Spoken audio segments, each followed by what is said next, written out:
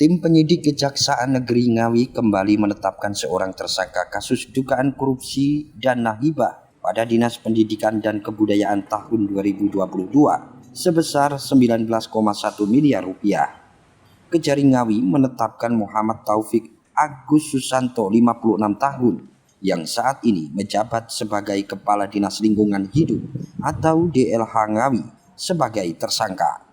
Dalam kasus dugaan korupsi dana hibah tersebut, tersangka Taufik menjabat sebagai Kepala Dinas Pendidikan dan Kebudayaan. Kasipitsus Kejari Ngawi, Erik Sarikardo menjelaskan, menetapkan tersangka merupakan pengembangan dari kasus hibah yang tengah ditangani kejaksaan. Diakuinya, Taufik sendiri merupakan mantan Kepala Dinas Pendidikan dan Kebudayaan saat program hibah tersebut bergulir. Peran tersangka sebagai verifikator sekaligus penanggung jawab dalam program kegiatan hibah tahun 2022. Menurutnya sebelum ditetapkan sebagai tersangka, Taufik sendiri telah dilakukan pemeriksaan 2 kali. Dan hari ini pemeriksaan ketiga yang selanjutnya saat cukup bukti maka ditetapkan sebagai tersangka dan dilanjutkan proses penahanan.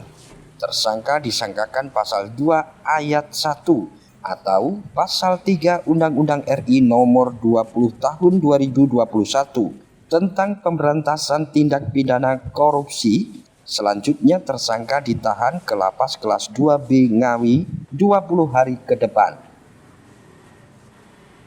Dari hasil penyidikan kemarin saudara Yayan sudah ditetapkan sebagai tersangka. Kemudian saat ini sedang dalam proses persidangan. Kemudian tim penyidik mengembangkan perkara ini dan pada hari ini menetapkan satu tersangka lagi. Tersangka tersebut? Tersangka tersebut inisial MT. Itu dari mana itu? Itu dari dulu mantan di Dinas Pendidikan Kabupaten Ngawi. Perannya seperti apa, Bang? Perannya beliau sebagai verifikator sebenarnya untuk dana hibah tersebut. Dugaan pelanggaran atau pidana yang dilanggar oleh tersangka? Sementara ini kami memasang pasal 2 atau pasal 3 Undang-Undang Tipikor. Tersangka kami titipkan di lapas kelas 2B Ngawi. Selama 20 hari. Ya. Terus proses pengembangan tetap berlanjut? Kita masih mendalami dulu di penyidikan ini apakah ada lagi atau tidak. Untuk kerugian negara saat ini sudah bisa diketahui? Kerugiannya masih dalam proses penghitungan.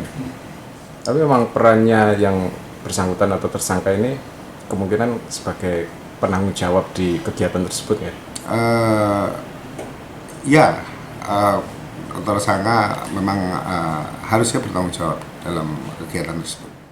Sebelumnya Kejari Ngawi juga telah menetapkan seorang staf ASN Kecamatan Kendal, yakni Yayan Dwi Murdianto pada tanggal 3 September lalu sebagai tersangka kasus dugaan korupsi dana hibah pada Dinas Pendidikan dan Kebudayaan dengan total anggaran sebesar 19,1 miliar rupiah.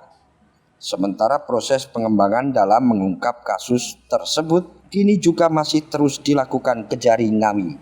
Dari Ngawi, Adi Susilo, Garda TV.